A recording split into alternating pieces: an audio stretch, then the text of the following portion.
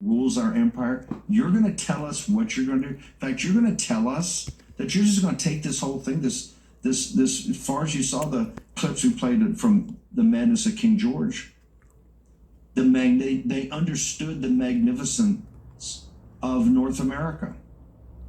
Hell, they had just fought a war as part of a 100-year war. They just fought a war to take it from the frickin' French and to go into hock to do it, of which they were trying to undo being in hock by telling the colonies, hey, look, have a little something for the effort. It's, you know, you guys are living there, you're getting the benefits from it. You got to throw something into the till. We need some money. We need some cash. We got to tax you. But the dispute really came down to who's in charge. And the British was telling you who's in charge. I got 300. They said it looked like a forest of masts out there. Think about how magnificent it did when we were there on Saturday. You had 50 or 60 tall ships from around the world. Look how stunning they look. That's 50. These had 300. And lots of them had cannon ready to be used to go up to Hudson and say, hey, we're going to cut this thing in two. We're going to cauterize Massachusetts because those guys are out of control. And we're going to have the more gentle people in Pennsylvania and in Virginia, in the middle Atlantic states. We can talk reason to them, and you keep these hotheads down south. They're out of the program anyway. Keep them out of it. We got this. It's called war. And if you're in Bowling Green, you realize, hey, I don't know what my carbon dating is, what my half-life's going to be. But I'm pretty sure it's not going to be long. That's your lineage. Read, now we're in the stage of the War of Independence. Read it. We get our ass kicked forever. Washington's strategy is very simple. Keep the army intact. Keep the army in being. If we can do that, we can drag it out. And eventually, if we don't quit, we win. Have you heard that before? If we don't quit, we win. This is exactly what's going on in Georgia and in Michigan. With the volunteers, the Caroline Jefferson, the Garland Favoritas, and all of it, against a establishment that's working against you. Let's just lay the cards on the table. Why is Pulte at DNI? Why does John Solomon have to leave Real America's Voice from the show that I've tossed to? And I'm quite honored on this channel. Think about it. The great honor I have had that at noon every day for years, I would toss to the Charlie Kirk and the Charlie Kirk show. And then at 6 o'clock, you got John Solomon and Amanda Head, John Solomon. And John Solomon's now in the White House working. And everybody's saying it's unbelievable what's happening. Why is that happening? Why does it have to be a guy like Pulte and John Solomon? Why John Solomon? Why Gateway Pundit and Fani and Patty McMurray and 100? The sacred 100, the honored 100 in Michigan. They gave up their time, hours and hours and hours to go through 155,000 frickin' ballots multiple times to find 26,000 that are illegal. When you've been told it's been rammed down your throat, that you're a nutcase and you're fringe and this show's banned everywhere, deplatform, all of it. Like I give a tinker's damn about that.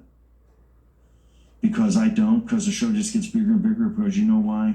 A lot of people want to know what's going on. And in Georgia, this is years and years and years, and they indict people, and they try to get them on felonies, and they bankrupt them.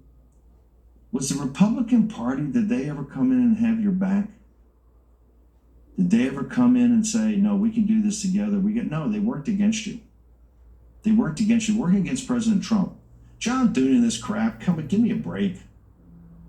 Oh, we know if you do this, we're going to do this, do this. He's got to be turfed out. You don't turf him out, you're going to lose the Senate. And this is even with Michigan, with Maine probably going our way. People just don't have the enthusiasm. They don't. Here's how I know they don't. The small dollar donations, which used to be voluminous everywhere, they dried up like a creek during a drought. Why? The little guy's sitting there going, I've got to figure this thing out. Who's real and who's not real? Who's talk and who's action? separate the wheat and the chaff, just like they did in the revolution. Do you think 90% of the people here in the continental United States were, hey, let's take England on, let's take on the greatest, most powerful empire to that date in world history, let's do it with the people to my left and right? No, it was not. It was a quite small number that fought, and there was a small number that supported, where the rule of thumb was a third. A third. In New York City, which by September, I think basically was gone. So they're saying there on the 9th of July, they're reading the Declaration of War against the guy with a big, huge gold, lead statue covered in gold, looking like Caesar, right, in a triumph, massive statue. They're looking up at that thing, and you're declaring war on that. And you look out there and you see 300 combat ships of the greatest navy in the history of the world, in world history.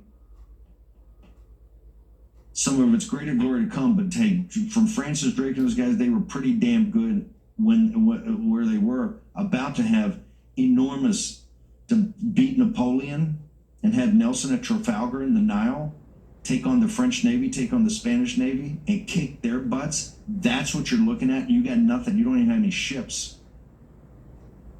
You're a ragtag. You got a little continental army and a bunch of militia. You don't even know how to drill. The Poles hadn't even shown up. Posobics, they haven't shown us up how to march, how to drill, because when the fire starts, you got to be high and tight when the volleys start hitting.